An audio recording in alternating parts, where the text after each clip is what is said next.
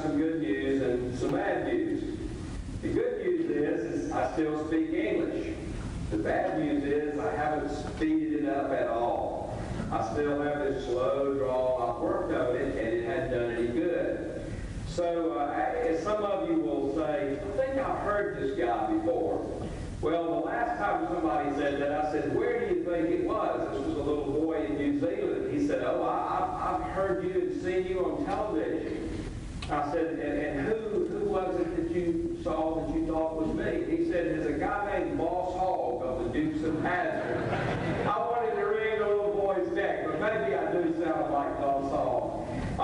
I'm really thrilled to be back with you. I think this is a rare event. In fact, I know it is. I have talked about my experience that I had here last time quite a few times over the last 5 years, and it's been that long since I was here. For an accounting firm and a bank to sponsor something like this for their customers is remarkable. That they would get the energy together to bring all of you here together. And so I hope I can live up to their expectations and yours today. Since I was with you before, I went off on a quest to figure out something that had been bothering me for years. I had worked for distributors primarily, either known them, was one, or worked with them for almost 30 years. And what I always heard distributors say, but you don't understand, we're different. They always say this. If I talked to a few of you this morning, you'd say, well, our businesses are a little different. So I decided I was going to try to find out if people really were different. And if so, how were they different? And did it make a difference in the marketplace that they either thought they were different or were different? Okay, so now I've got you thoroughly confused. What I want to spend some time on today with you is reporting what I found out from talking to people about these differences.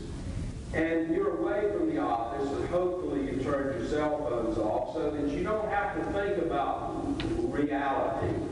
You can think about, is there a way that I might structure my business to be different?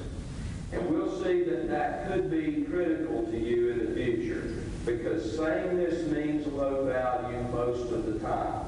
And difference means, if it's the right difference, may mean high value. Now, the book that we were commissioned to write that really brought my thinking to a head was called Stand Out from the Competition, and it was done for the NAW, which is the National Association of Wholesalers, and their Distribution Research Education Foundation. What they wanted us to do was to go do the research to verify that people, did something with differentiation. And so that's what we did. And that's available from them if you choose to look at it.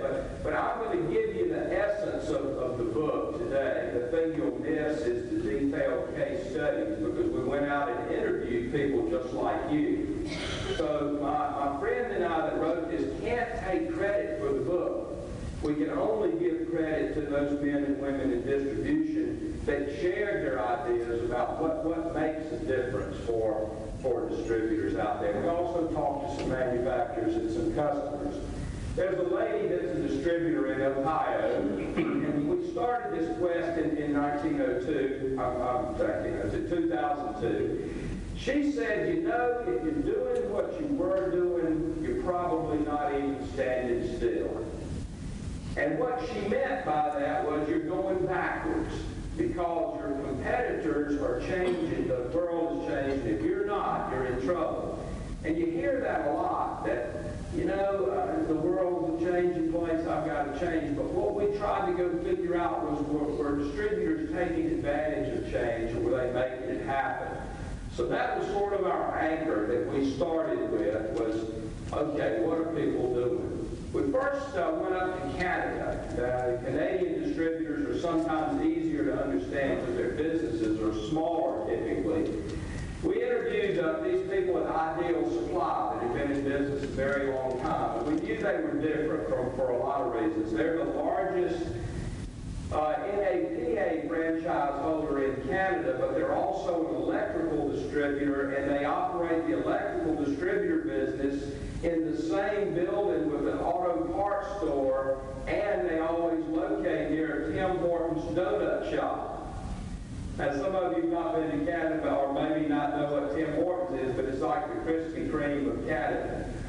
And so I thought, boy, these guys, they may not be great, but they sure are different. It turned out they were both different and great. So they showed us this picture of how they started out in business, and we thought that was kind of interesting.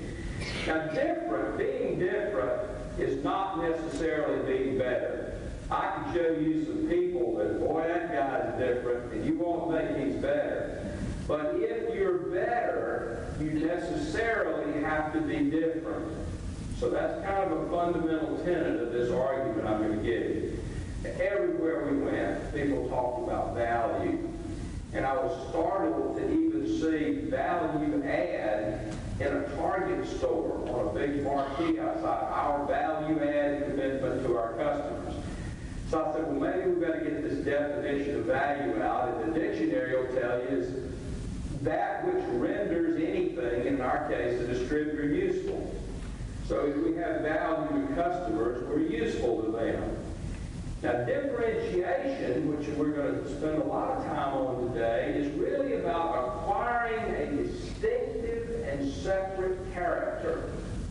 If you're different, you're going to be distinctive, and I'm going to be able to separate you from others around you. Now, to make money with this, it has to be in a valuable way to the customer.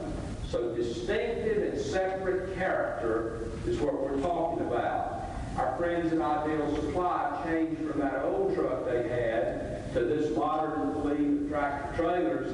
And it's very interesting to me that the whole company had, most of these companies that are different, throughout the whole company, they have a mentality, how can we present a different front and a different performance to the industry that we serve? So they paint this truck up like that. You've never seen a truck painted up like that. You've not. It's just different. It's unique. And we found lots of people that had taken advantage of that empty space on the side of their trucks to deliver a message to their marketplace. Now, differentiation, we found out from your peers out there in our industry, is all about delivering value to customers in unique ways. That's common sense. But success, we found out, and this is the fundamental thing we had to grasp as we talk to people, is based on understanding customer requirements. Now, this is truly understanding those requirements, sometimes better than the customers understood them themselves. And I'll show you some examples of some distributors that figured that out. I'm going to know more about the customer than he knows himself. I've got to design a product and service mix along with processes that consistently meet those changing requirements that the customer has. Now, all of you could have written this, and no problem with it, but only a few that we met could actually pull this stuff together and make something out of it to be a different company. Now, there were 4 questions that seemed to come out of our research, and I would urge you to think about these as you sit here, and certainly as you go back. Now, why did I give you so many handouts today? Well, the reason is I want you to be able to use any of this to go help people inside your company if you think any of these ideas are sound. And we've gotten a lot of favorable response on these 4 questions. We didn't make these up again. Somebody just like you asked these questions.